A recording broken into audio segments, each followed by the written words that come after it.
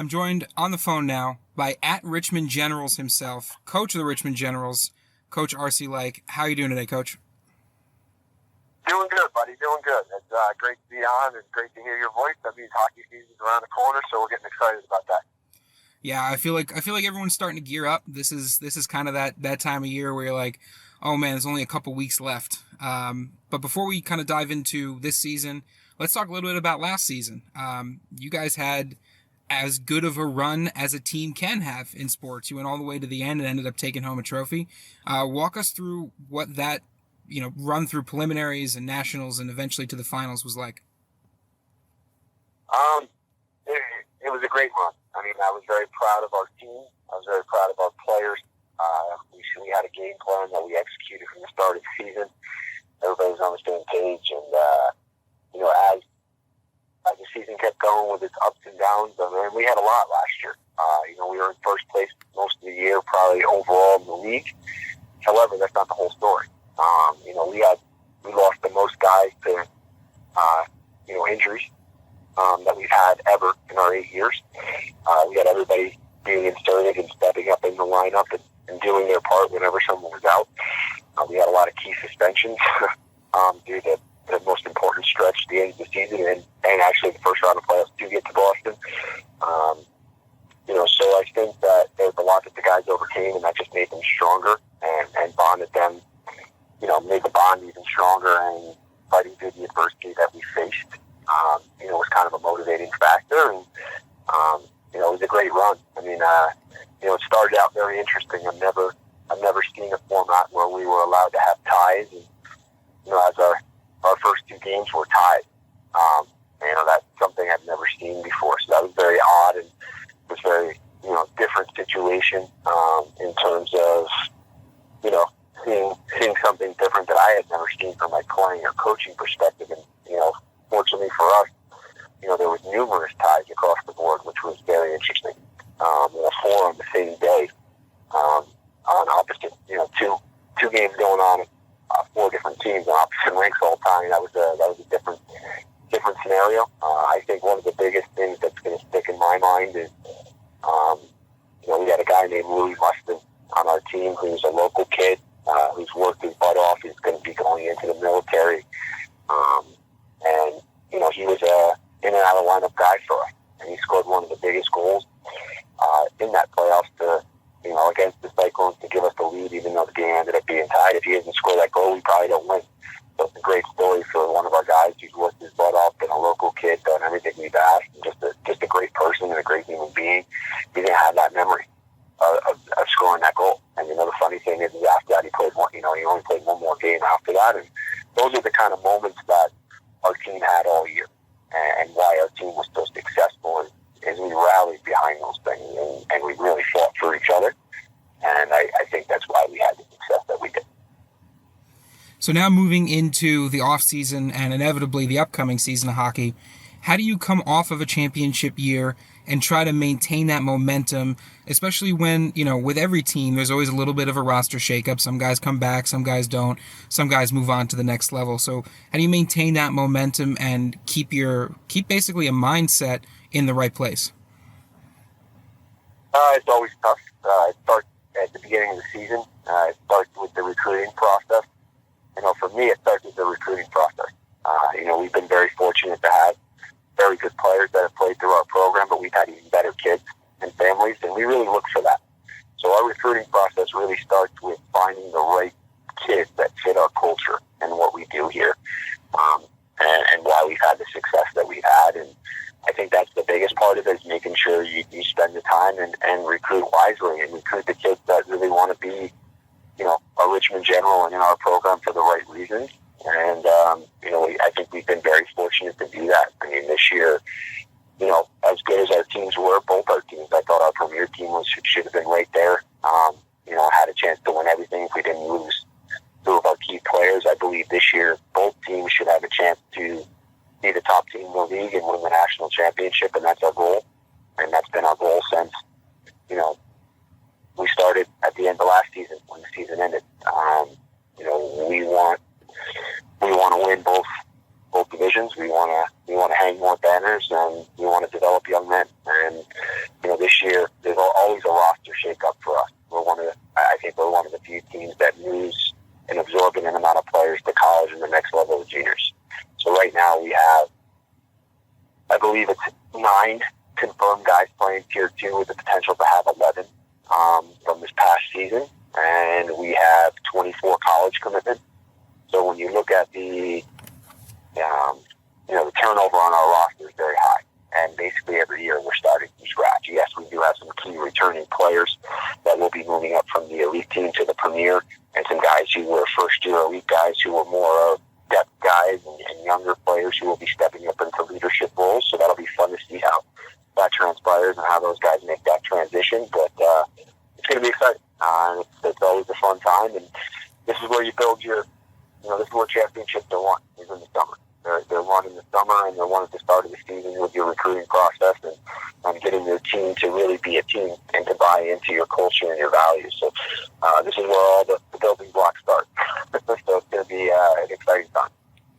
Well, we're going to get kind of an early season preview, I think, with this Hampton Roads showcase. We talk about your division all the time, at both the elite and premier levels, kind of being one of the toughest places to play hockey in terms of how competitive it is and how good those teams are year after year. So talk a little bit about the region you play in, if there's any unique challenges you guys face playing hockey down in Richmond. I think so. I mean, the Southern Conference is just so strong, and I don't think there's any college school.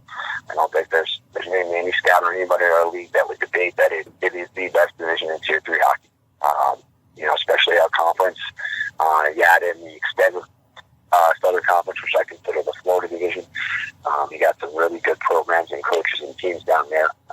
It's very good hockey, and it's only getting better each year. Every year the bar seems to raise. Last year our division was so competitive. I mean, it wasn't even close when you compare it to the rest of the league. And, every year it just keeps getting better. And that's a tribute to, the teams and the programs in our divisions. You look at Hampton, you look at Charlotte, you look at Carolina, you look at Potomac, you look at the Eels, you look at Tampa Bay. I mean, those programs have been around. They have great coaching staff. They have people that understand the game and what we do. And, they're always good. And it makes for better hockey. No one wants to play games where you're beating teams 10 and 12 and 14 and 1. Everybody wants competitive hockey all the time, and I think that is the moral to the story when you look at why the Southern Conference has won every single championship in our leagues in existence, with the exception of the first one to the Junior Bruins, where the Southern Conference, the Eels fell in the final at the premier level, so to speak, at that time. It's just the commitment by our coaches, by our programs, by our staff down here to make hockey the best it can be. And, I think most of our teams do a great job in the community, getting out and getting the word out about their teams, fan support.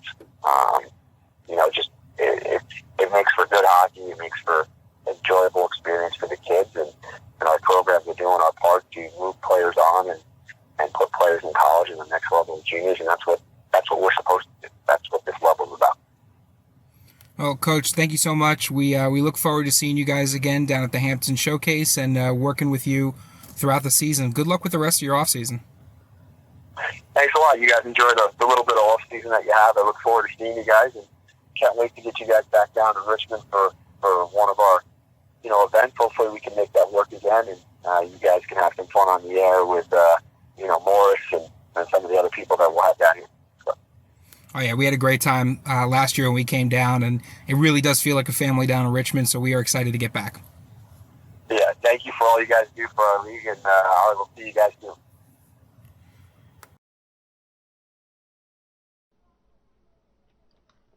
It's time again for another Dan K Show phone interview. This time we are joined by coach of the Connecticut Junior Rangers, Coach Jim Henkel. Coach, thanks for picking up the phone and talking to me today. We talked a lot last year, but I'm excited to get into some new topics with you in the off season. Always a pleasure, Lucas. You guys call, I'll pick up. And that's what we love. We always love getting to pick your brain a little bit about different aspects of the game of hockey. But today's going to be a little more general. The first thing I wanted to ask is about the Connecticut Junior Rangers. you guys had great team chemistry last year, and you could really feel it interviewing players, talking to guys in and around the locker room. But the NCDC is a league about promotion, and guys move on to the next level. So how do you build team chemistry through the off season? And what is your philosophy on how to create that and how to drive that forward? Well, building chemistry in the off season, obviously without the guys around, is extremely tough. Part of the job that Jack, my assistant, and Vinny, our GM, and myself really kind of pride ourselves on is putting the time in behind the scenes of calling old coaches, talking to advisors, talking to players on our team that may have come in contact or played with or against said player that we're potentially recruiting. We're very big on the family dynamic within our organization, and I think once you get to the pinnacle of our organization at the NCDC level, I think it's a really important piece that we've really focused on, which is the off-ice dynamic. And for me as a head coach, the way I look at it is there's going to be great times, there's going to be really tough times, and there's going to be a lot of in-between. Those times of in-between and tough times, that locker room dynamic is going to carry us a lot farther than when things are going great. As you know, with a 50-game schedule, you have your ups and downs. You look at Major League Baseball, you look at the NHL, NBA, football. All those different sports have different issues within the season. And you always hear about the coaches talk, hey, when we were 1-4 to start the season in the NFL, we didn't think any differently than we did in preseason because we knew what the locker room dynamic was. We knew what we had in the locker room. And we kind of feel the same way as when you go into it, you get the sense of what you have in the locker room and where you're at. And, in a game of sports, there's always changes. And if you find something in the locker room doesn't work, you have to make a change. Doesn't matter how great the player is or how poor the player is. At the end of the day, within our locker room, it's a family aspect. I only go in that locker room when necessary on off days. Obviously, I'm in there on game days, but that's their home. I want them as comfortable as possible in there. But there's a lot of background information that goes to building that. A lot of conversations with different coaches, different players, different advisors. That locker room dynamic gets us through 70 to 80% of the season. Right, so, you talk about how it's incredibly supportive, right, and a locker room dynamic, especially when you get into the grind, is extremely important. Now, you guys did have a bit of a grind last year, and you ended up throwing yourselves through a few different walls to make it all the way to the NCDC championship game. A lot is said about the effect that winning a championship can have on a team mentality. I'm interested if you feel that there's any expectations, if there's anything that weighs heavily on the team that finishes second, as opposed to, the expectation of can they do it again for a team in first. What are those expectations that you maybe are feeling for yourself and for your team after just falling short last year? If you look at any sport, not just our team in general, there's always expectations, whether it's inside expectations, outside expectations, player-driven expectations, coach-driven expectations. There's always something there. And then obviously every year there's turnover. So the team will not be the same as it was last year. And that's just the way sports works. Whether it's free agency at the professional levels, kids leaving our league to go to the USPHL, the BCHL, kids leaving our league to go to the NCAA, Division I, Division III. There's all those changes that come with any kind of sports team.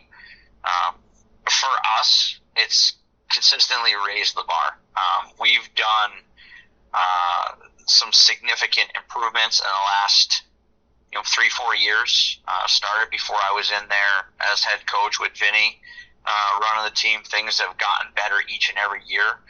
And that's our goal, is to improve on the previous year, regular season, and then obviously playoffs.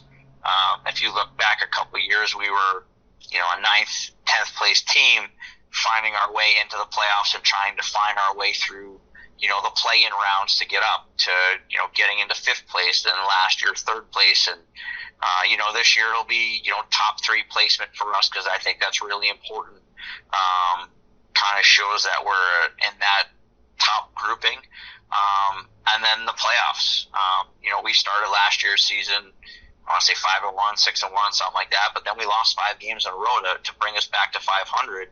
And at the end of October, we were sitting in 9th, 10th place. And you start to have meetings and talk to players and figure out what we're doing wrong. How can we fix it? What can I do better as a coach? What can we do better as an organization staff to provide them with an opportunity to get the train back on the track? And when you have those conversations, you learn a little bit more about yourself as a coach. You learn a little bit more about your organization. And these are the kids that chose to come play. You listen and you try to implement some of the stuff you do, you talk about. And, we were fortunate enough to have a great group of kids off the ice, to have a good, significant amount of leadership in the locker room to take control. And then they implemented it. They asked for it. We did it. They implemented it. And, we hit some bumps through the second half on the road there. But all in all, going from Christmas on, we had a really significant run of wins in a row. And then obviously you get hot at the right time of the season. You run it through playoffs. And then you find yourself in a best of 3 for a championship, and you go on the road, you win the first one, and second one you're 7.5 minutes away from winning a championship, and you lose, and you come back and you give it everything you got, and you just can't find a way to get it done in game 3. But those guys that are returning have that taste. And the one thing that I made for certain with that group of guys that is potentially returning, I wanted them to see the Junior Bruins win the championship. Twofold. One, I wanted them to see the jubilation, the excitement, and all the hard work that goes into it, and out of respect of a competitor, to stay on the ice to watch them earn the trophy. And the second aspect of it was, I want that bitter taste of defeat in their mouth, so that the following year when they come back, they're hungrier to get back there and win it. So the bar is raised, and our job every day is to get a little bit better. You're not going to get significantly better each and every day, but find a way to get a little bit better, whether it's on the ice, off the ice, video, classroom, taking tests, whatever it is. Make yourself a little bit better each and every day, so that we can raise the bar each year to the point where we're in conversations for championships going into the season, like the Hitmen are and the Bruins every year. Well, so you make a great point about making yourselves better. We get a lot of prospective players that come on the radar, and players who send us questions asking us about it. Recruiting is always a bit of a influx process, but are there any skills or attributes that prospective players can work on, either on the ice or off the ice, that would help get them seen or noticed at these open camps? Well, here's the scenario with the USPHL and what we've done at the NCDC level now. Having the 2 combine camps this year has offered a lot of opportunity for players that not normally would be able to go to the camps. Now they're in front of 7, 8, 10 coaches from the NCDC level on those 2 weekends, which I think is huge. The little things. Each coach kind of gives you an idea of what you're good at and what you're not good at. And the old adage is, work on your weakness till it becomes a strength. Well, that can be said for hockey, right? At the end of the day, when you're being evaluated, you're evaluated on everything. your body language, your skill, your ability to receive information and implement it in a practice or a game.